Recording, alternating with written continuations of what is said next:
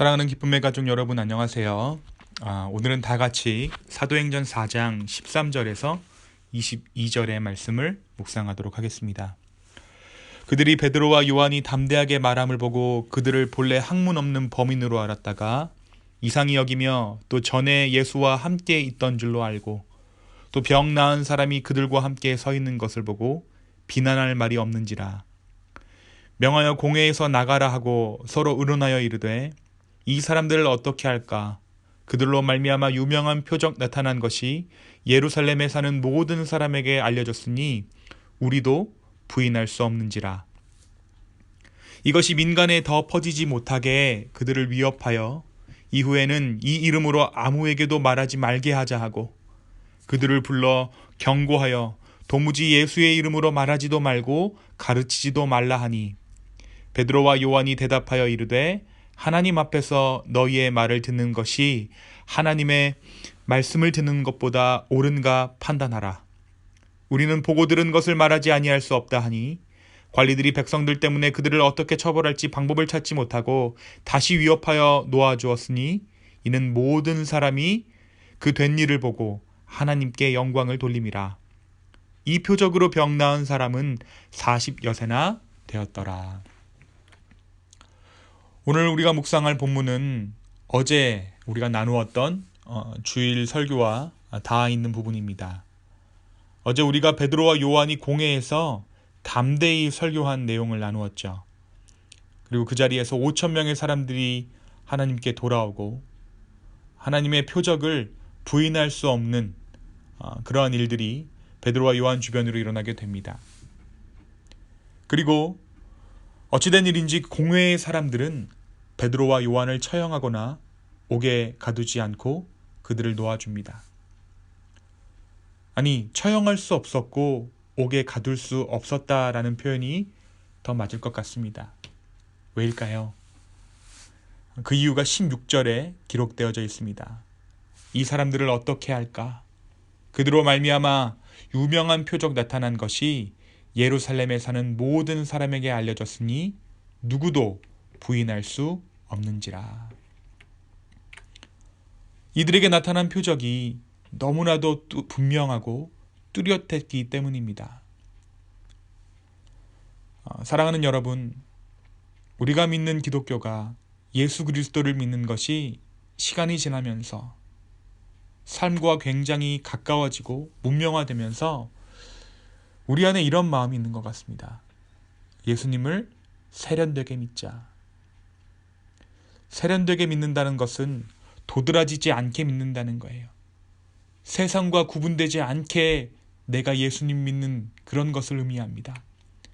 예수 믿는다고 유난 떨거나 유별나게 굴지 않으려는 그런 것이 우리 마음에 있는 것이죠. 소위 우리는 이것을 교양 혹은 에티켓이라고 생각합니다. 그런데 여러분, 그런 것들로 예수님의 표적을, 예수님이 우리의 삶 가운데 하시는 일을 감출 수 없어요. 오늘 말씀 이야기합니다. 예수 그리스도를 믿는 것은 확실한 것이다. 뚜렷한 것이다. 왜 뚜렷합니까? 표적이 있기 때문이에요. 표적이 무엇이라고 했죠? 간판입니다. 내가 예수를 믿는다는 간판을 달았기 때문이에요. 그리고 그 표적, 그 변화는 나의 삶이 가는 곳마다 따라다닙니다. 그래서 예수 그리스도를 믿는다는 것은 티 안 나게 조용조용 할 수가 없는 것이에요. 등경을 발 아래 두지 아니하고 높이 달아둔다라고 말씀하신 그 예수님의 말씀처럼 티 안 나게, 세상에 알지 못하게 조용조용 할 수가 없다라는 것이죠. 예수님을 믿는 자의 능력은 아무리 희석하려 해도 내 삶 가운데 진하게 드러나기 마련입니다.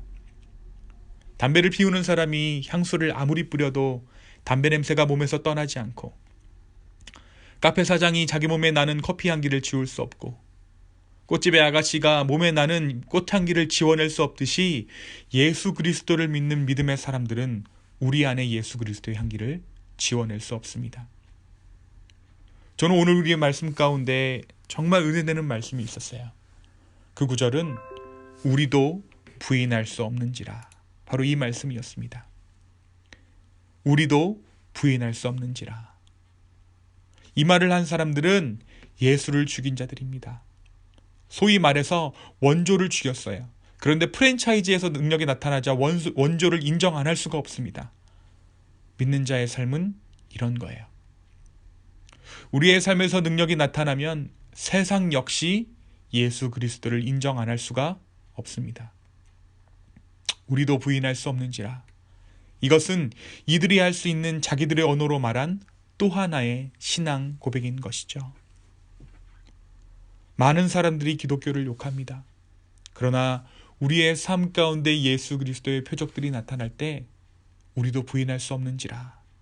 바로 세상이 예수님을, 하나님을 인정하는 일들이 우리의 삶 가운데 일어날 줄로 믿습니다.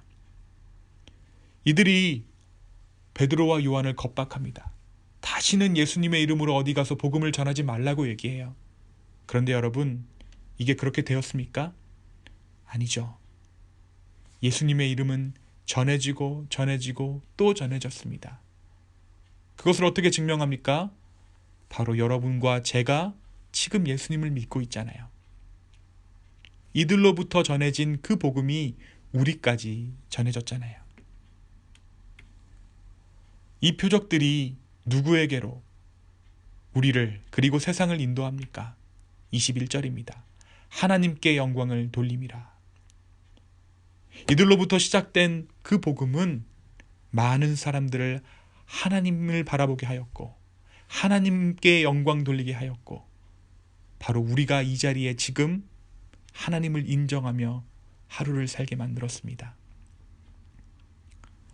아무리 예수님을 부정하려고 해도 하나님이 없다 하는 사람들도 하나님이 하시는 일 앞에서는 어쩔 수가 없는 것입니다.